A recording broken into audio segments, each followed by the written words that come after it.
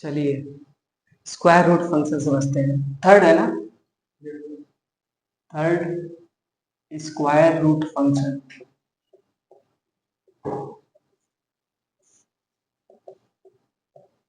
Denoted by indices sign और यहाँ पे 2 होता है। सपोज करिए सबसे simplest form square root function का ये है x। यहाँ 2 नहीं लिखते हैं बिकॉज ये अंडरस्टूड होता है। तो अगर मैंने ये फंक्शन डिफाइन किया तो हर एक फंक्शन को बनाया गया है। बनाने का मतलब इसका डोमेन डिसाइड किया गया है। इसका जो डोमेन होता है x greater than 0 r equal to 0। Sir negative value नहीं रखते हैं? नहीं रखते हैं, क्योंकि अगर आपने निगेटिव वैल्यू रखा स्क्वायर रूट के अंदर, बिकॉज -1 को ही तो कॉम्प्लेक्स नंबर माने थे तुम लोग आयोटा को क्लास 11th में। और एग्जैक्टली वो वही वही कहानी है कि सर आप किसी वेरिएबल का स्क्वायर करो और आप मुझे -64 ला के दिखा दो। कॉम्प्लेक्स नंबर को एक्सप्लेन करने के लिए एनसीईआरटी क्लास 11th ने यहीं से शुरुआत किया है कि in order to deal with such type of equation, in order to find the solution of such type of equation जिसमें किसी का स्क्वायर माइनस क्वांटिटी के बराबर हो, ऐसा कभी हो सकता है? आप किसी भी नंबर का चाहे माइनस का चाहे प्लस का स्क्वायर करो, कभी निगेटिव में नहीं आ सकते हो। दैट इज वाई इस क्वांटिटी को आयोटा मान करके कॉम्प्लेक्स नंबर को डेवलप किया गया था। तो हम जितना भी कैलकुलस पार्ट में पढ़ते हैं वो हमारा क्या होता है, रियल वैल्यूड फंक्शन। तो इमेजिनरी की तो बात ही नहीं है, इसीलिए हम इसमें निगेटिव वैल्यू को अवॉइड करते हैं। देन रेंज क्या आ जाएगा सर? रेंज क्या आ जाएगा? That is y. Y will always be 0 और पॉजिटिव, क्योंकि अगर तुम जवाब उसके अंदर पॉजिटिव डाल रहे हो तो जवाब तुम्हारा पॉजिटिव ही आएगा। अब देखो यहाँ पे अगर तुम इसका ग्राफ बनाते हो, अच्छा इसके साथ फिर बच्चे क्या करते हैं, squaring on both side, squaring on both side.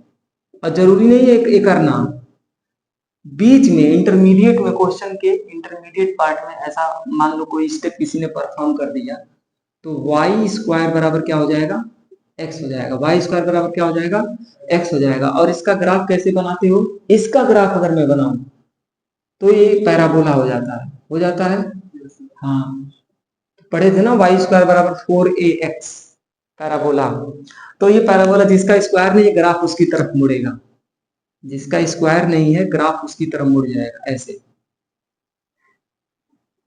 ऐसे हो जाएगा। इसका ग्राफ ऐसे बना हुआ क्लास 11th में जाके देख लेना।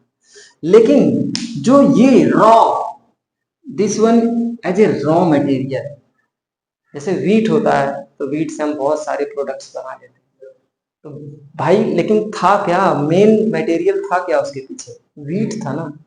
तो ये बीच में तुमने क्या किया है, खिचड़ी बनाया है। ये इसको इसकी आइडेंटिटी को ही तुमने चेंज कर दिया। तुमने स्क्वायर रूट फंक्शन को जब स्क्वायरिंग किया तो तुम कहाँ पे आ गए मेरे भाई? तुम पैराबोला में आ गए, कॉनिक में आ गए तुम। आइडेंटिटी दोनों की अलग अलग है। इसका ग्राफ इधर भी बन रहा है, यानी कि सर यहाँ पर जो y है ना वो निगेटिव ही वैल्यू आ रहा है यहाँ पे, जबकि जब तुमने रेंज यहाँ पे डिसाइड किया है तो y तो केवल तुम्हारा 0 या पॉजिटिव है। तो मेरे भाई इसका जब ग्राफ बनता है y बराबर अंडर रूट एक्स का, तो कृपया होश में रहें, इसका ग्राफ केवल ऐसे बनता है। x बराबर 0 पे 0 हो जाएगा, लेकिन x की जितनी पॉजिटिव वैल्यू रखोगे फिर ग्राफ पॉजिटिव में ही तुमको मिलेगा। ये वाला पोर्शन नहीं बनता है y बराबर अंडर रूट एक्स में। बच्चे इसमें बहुत गलती करते हैं छोटी छोटी चीजों को लेकर के। y बराबर अंडर रूट एक्स में यहाँ पे ग्राफ नहीं बनता है, समझ गए? तो अंडर रूट एक्स से रिलेटेड भी कुछ क्वेश्चंस होते हैं, खास करके डोमेन के क्वेश्चन होते हैं। अगर मैं तुमसे डोमेन से रिलेटेड क्वेश्चन पूछ लूं कि फाइंड द डोमेन ऑफ, इसको नोट करिए, let us note fast.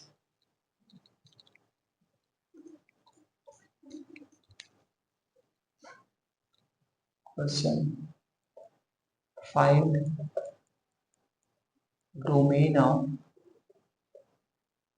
F of x बराबर 1/2x-3 और डोमेन तो मैंने बताया है सबसे सिंपलेस्ट फंक्शन का।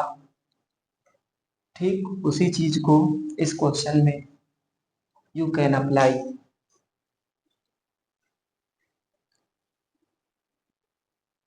एक हल्का सा मिस्टेक हो गया है।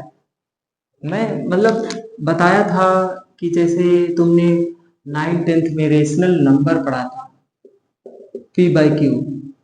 हर बार आपको टीचर ने हिदायत दिया था कि देखना डिनोमिनेटर जीरो मत करना, नहीं तो अनडिफाइंड हो जाओगे। तो दैट इज वाई ये मेरा फंक्शन जो है वो डिनोमिनेटर में प्रेजेंट होने के नाते हमें उसके पर्सनल डोमेन का ख्याल रखना होगा। लाइक कि डिनोमिनेटर की क्वांटिटी को जीरो होने से बचाना है। मैं मानता हूं कि अगर केवल ऐसे रहता कल को gx बराबर √3x+3, हाँ सर, तो इस केस में मैं मानता हूं कि 3x+3 must be greater than equality zero हो सकता था। लेकिन सर डिनोमिनेटर में अगर मैं इसको 2x-3 को ग्रेटर देन जीरो तो चलेगा, लेकिन सर इक्वल कर दूंगा ना, तो एक पॉइंट का मतलब एक x की वैल्यू मिल जाएगी जहां पे डिनोमिनेटर जीरो हो जाएगा और 1/0 फंक्शन को अनडिफाइंड कर देगा।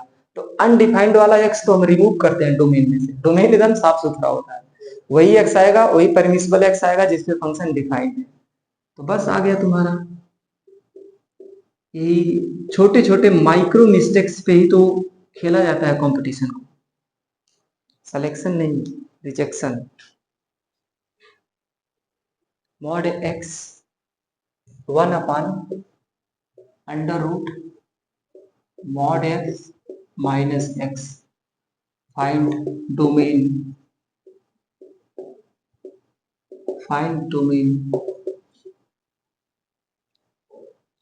of the given function।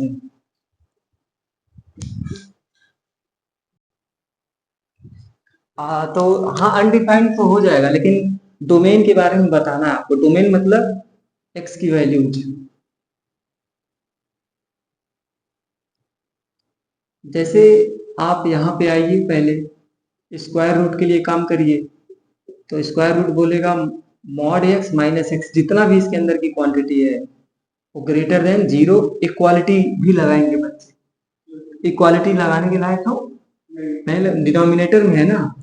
ठीक है, अब mod x greater then x, सही है। मॉड x को इधर लेके आ गया। ये क्या डिनोट कर रहा है? What do you understand from this inequality? अच्छा देखो, ये मॉड x है, मॉड x का ग्राफ ये होता है, ये ग्राफ होता है। और x का ग्राफ क्या होता है? x का ग्राफ y बराबर x का ग्राफ ये होता है, ये होता है y बराबर x। मतलब इसी पे जाएगा ओवरलैप होके। बस मैं डिस्टिंग्विश करने के लिए करली बना रहा हूँ, ऐसे वेवी बना रहा हूँ, वेवी टाइप का। तो अगर तुम x की वैल्यू -1 रखो, अब तुम सोचो अगर तुमने x की वैल्यू -1 रखा तो मॉडुलस होने के बाद भी ये क्या हो जाएगा? 1 हो जाएगा। और यहाँ x की वैल्यू क्या हो जाएगी? -1 हो जाएगी। तो क्या ये इनइक्वालिटी सही है? अच्छा, अगर तुमने x बराबर 0 रखा, 0, तो 0 हो जाएगा ये ग्रेटर देन 0।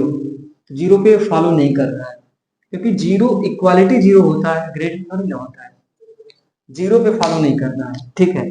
तो एक पॉइंट 0 पे नहीं फॉलो कर रहा है, लेकिन 0 के उधर गए तो पॉजिटिव आ गए। तो पॉजिटिव दुनिया में अगर तुमने 0.1 भी रख दिया तो 0.1 बड़ा हो जाए।